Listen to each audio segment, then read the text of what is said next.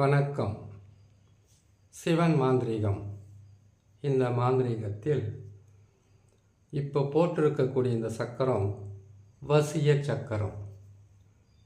இந்த வசிய சக்கரன்றது வந்து பார்த்திங்கனாக்கா 6 கோண வடிவில் வரும். இது சிவனும் சக்தியும் சேர்ந்து இருக்கக்கூடிய ஒரு குறிய நமக்கு அடையாளப்படுத்தும், இல்லை தெரிஞ்சிக்க உதவியாக இருக்கும்.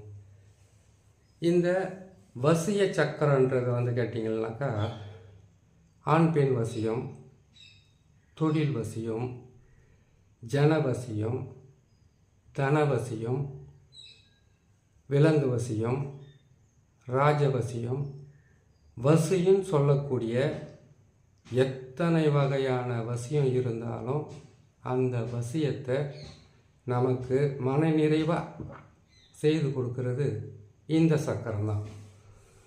6 கோண சக்கரம் போட்டு அதுக்கு உள்ள அச்சாரங்களை மிகவும் துல்லியமாக போடணும். இது வசியம் மட்டும் செய்வதற்கு இந்த சக்கரம் பயன்படுமான்னு கேட்டிங்கன்னாக்கா மோகனமும் செய்யலாம்.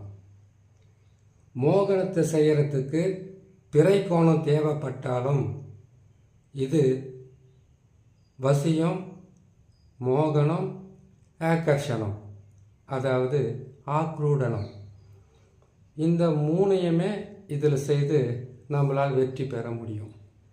எதுக்காகன்னு கேட்டிங்கன்னாக்கா இந்த வசிய சக்கரத்தை வச்சு தான் நாம் ஆண் பெண் வசியம் செய்கிறது எப்படி, தொழில் வசியம் செய்கிறது எப்படி, மற்றபடி பல வகையான வசியங்கள் இருக்குது. அந்த வசியத்தில் எத்தனை வகையான வசியங்களை செய்யலான்றதை பார்க்குறோம். முதல்ல இந்த சக்கரத்தை வந்து தரையில் போட்டு காட்டியிருக்கேன். இந்த சக்கரத்தை தான் செம்புத்தகுடு, தாமரை தகுடு, இல்லைன்னா நம்ம பித்தளை தகுடு, இல்லை கோல்டு தகுடுன்னுவாங்க. அந்த தகுட்டில் முதல்ல அந்த தகுடை வந்து சுத்திகரிக்கணும். தகுடை வாங்கிட்டு வந்து அதை நாம் இந்த சக்கரம் போடுகிற அளவுக்கு அதை நாம் கரெக்டாக அதை நாம் கட் பண்ணி வச்சுக்கிட்டு முதலில் வந்து நம்ம பன்னீரால் அதை சுத்திகரிக்கணும். ரெண்டாவதாக சுத்திகரித்து முடித்த உடனே அதுக்கு திருநீரால் ஒரு முறை சுத்திகரிக்கணும். திருநீரால் சுத்திகரித்த பிறகும் பன்னீரால் சுத்திகரிக்கணும். அதுக்கு பிறகு எந்திர சாப நிவர்த்தி. அந்த எந்திர சாப நிவர்த்தியை நாம் சொல்லணும். எந்திர சாப நிவர்த்தி என்பது மந்திரமாக வரும். ஓம் எந்திரராஜய வித்மஹே மகாயந்திரய தீமஹே தன்னோ யந்திர பிரசோதயத். புரிஞ்சிருக்குன்னு நினைக்கிறேன். ஓம் எந்திரராஜய வித்மஹே மகாயந்திரய தீமஹே தன்னோ யந்திர பிரசோதயத் அப்படின்ற மந்திரத்தை 108 முறை இந்த சக்கரத்தை அந்த தகுடில் போட்டு, இந்த சக்கரத்துக்கு நடுவில் பார்த்திங்கன்னா ஓம் என்ற எழுத்தையும் வா என்ற எழுத்தும் போட்டு 6 வீடுகள் வரும். அந்த 6 வீட்டுக்கும் சரவண பவா என்ற எழுத்தை போடலாம். சரவண பவான்னு உங்களுக்கு போகிறதுக்கு விருப்பம் இல்லைன்னாக்கா வசி மசி, வசி மசின்னு மட்டும் 6 வீடுகளிலும் போடலாம். ஆனால் நடுவில் மட்டும் ஓம் என்ற எழுத்து போடணும். அதுக்கு பிறகு உள்ள 6 வீடுகள் வரும், மேலே 6 கோணங்கள் வரும்.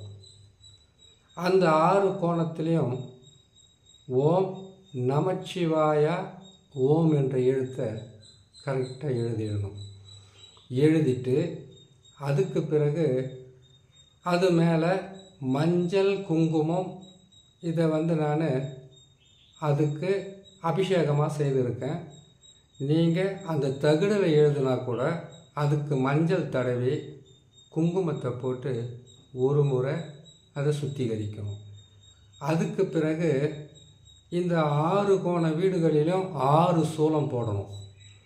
6 சூலத்தை போட்டு இந்த எந்திர சாபனிவத்தையும் மந்திர சாபனிவத்தையும் நீங்கள் சொல்லணும். மந்திர சாபனிவத்தின்னு ஒன்று இருக்குது. ஓம் மந்திர ராஜ்ய வித்மஹே மகாமந்திரய தீமஹே தன்னோ மந்திர பிரசோதயத். இந்த மந்திரத்தை நீங்கள் பயன்படுத்தலாம். இந்த மந்திரத்தை பயன்படுத்துறதுனால ஒரு முறை சொல்லிட்டாவோ 2 முறை சொல்லிட்டாவோ 1000 முறை சொல்லிட்டாவோ இதுக்கு பலன் இருக்கிறதில்ல. ஒவ்வொரு முறையும் எந்திரங்களை எழுதும் போதும் அந்த எந்திர சாபநிவர்த்தி மந்திரத்தை நீங்கள் சொல்லணும். ஒவ்வொரு முறையும் நீங்கள் மந்திரங்களை சொல்லும் போதும் மந்திர சாபநிவர்த்தியை சொல்லணும். எந்திர சாபநிவர்த்தி, மந்திர சாபநிவர்த்தி, பல வகையான சாபநிவர்த்தி மந்திரங்கள் இருக்குது. மாந்திரீகம் என்பது மறைமுகமாக ஒருவருக்கு நல்லது செய்வதும் மறைமுகமாக ஒருவருக்கு கெட்டது செய்வதும். ஆனால் நன்மைகளை செய்யக்கூடிய காலகட்டம் ஒன்று இருக்குது, கெட்டது செய்யக்கூடிய கால நேரம்னு ஒன்று இருக்குது. நல்லது செய்யணும்னா அதுக்கு நாள் குறிக்கணும். வெள்ளிக்கிழமை, புதன்கிழமை, வியாழக்கிழமை, திங்கட்கிழமை, அமாவாசை, பௌர்ணமி. இந்த நாளில் இந்த வசியத்தை செய்யலாம். மோகனத்தையும் சொல்லலாம், மோகனத்தையும் சொல்லி செய்யலாம். அதோடு சேர்த்து வசியம்னா என்ன? ஆண் பெண் வசியம், பல வசியம் சொல்லியிருக்கோம். மோகனம்னா தெரியாத ஒருத்தர், பழக்கமான ஒருத்தர், அவங்கள இவங்களோடு இணைப்பது தான் மோகனம். அது கணவன் மனைவியா அப்படின்னு கேட்டிங்கனாக்கா அது கணவன் மனைவி கிடையாது. ஏன்னு கேட்டிங்கனாக்கா ஒரு இடத்துல வேலை செய்கிறவங்களா இருக்கலாம், இல்லை வீட்டுக்கு பழக்கமானவங்க இருக்கலாம், சொந்தக்காரராக இருக்கலாம், நண்பர்களாக இருக்கலாம். அவங்கள ஒன்றாக இணைப்பது, மோகிக்க வைப்பது தான் மோகனம். ஆகர்ஷணம் என்பது, ஆக்ரூடன் என்பது கேட்டிங்கனாக்கா தெய்வங்களை, தெய்வ தேவதைகளை, ஆத்மாக்களை, துஷ்ட ஆத்மாக்களை நம்மளுடைய ஆசைக்கு, நம்மளுடைய ஆசைனா எல்லாருக்கும் கிடையாது, மாந்திரிகர்களுடைய ஆசைக்காகவும் அவர்களுடைய ஆசைகளுக்கு இணங்க வைக்க அந்த தெய்வ தேவதைகளையும் இறந்த ஆத்மாக்களையும் தன் வசப்படுத்தி கொள்வது தான் ஆக்ரூடனம். இந்த ஆக்ரூடனத்துக்கும் மோகனத்துக்கும் வசியத்துக்கும் இந்த சக்கரத்தையே பயன்படுத்தலாம்.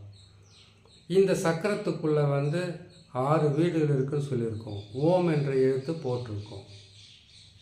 இந்த 6 வீடுகளாக இருந்தாலும் சரி, அந்த எங்கே இருந்தாலும் ஓம் என்ற எழுத்துக்கு பக்கத்தில் தான் யாரை வசியம் செய்யணும்னு நினைக்கிறோமோ அவங்களுடைய பேர், அம்மா பேர் வச்சு நாம் எழுதணும். எழுதி வசியமைய அதுக்கு தடவி அவங்களுடைய பேரையும் அவங்களுடைய அம்மா பேரையும், எந்த ஆண் எந்த பெண்ணை வசியம் செய்யணும் அவங்களுக்காக அவங்களுடைய பேரை அதில் எழுதி அந்த பேரை நாம் மந்திர சித்திகளால் அவங்களுக்கு இந்த எந்திரத்தில் எழுதி மந்திரங்களை பிரயோகம் செய்யணும். ஒரே மந்திரமாக இருக்காது. வசி வசி மசி மசி என்பது வசியத்துக்கு செய்வது. ஓம் வசி வசி மசி மசி என்பது மோகனத்துக்கு செய்வது. ஓம் மசி மசி வசி வசி ஓம் என்றது நமக்கு ஒவ்வொரு மாந்திரிகத்துக்கும் பயன்படக்கூடிய அச்சாரமாக இருக்கும், மந்திரமாக இருக்கும், எந்திரமாக இருக்கும். அந்த வகையில் இப்போ நாம் போட்டு இருக்கிறது வசியத்துக்காக. இன்னும் இந்த வசியத்தில் என்னெல்லாம் பொருளை வைக்கணும், எப்படியெல்லாம் பொருட்களை சேகரிக்கணும், எதையெல்லாம் செய்யணும், இது ஆணுக்கும் பெண்ணுக்கும் தொழிலுக்கும் ராஜ்யவசியத்துக்கும் பல வகையான வசியங்களுக்காக போட்டிருக்கோம். மற்றபடியெல்லாம் எந்தெந்த வசியம் எப்படி இருக்குன்றதை பொறுமையாக ஒவ்வொரு பதிவாக நாம் சொல்லிக்கிட்டே வரோம். கேட்டு பயன்பெறுங்க. எப்போவுமே ஒரு மாந்திரிகத்தை பயன்படுத்தணுன்னா அடிப்படையிலிருந்தே நீங்கள் போனால் தான் உங்களுக்கு மிகவும் உதவியாக இருக்கும். இதை செய்யும்போது உங்களுக்கு ஒரு மன நிறைவும், செய்து கொடுத்த எந்த விதமான மாந்திரிகமாக இருந்தாலும் உடனுக்குடனாக பலிதம் வரன்றதுக்காகத்தான் இவ்வளவு தெளிவாக சொல்கிறோம். பாருங்கள், கேளுங்க, பயன்பெறுங்க. இன்னொரு பதிவில் உங்களை நான் சந்திக்கிறேன். நன்றி.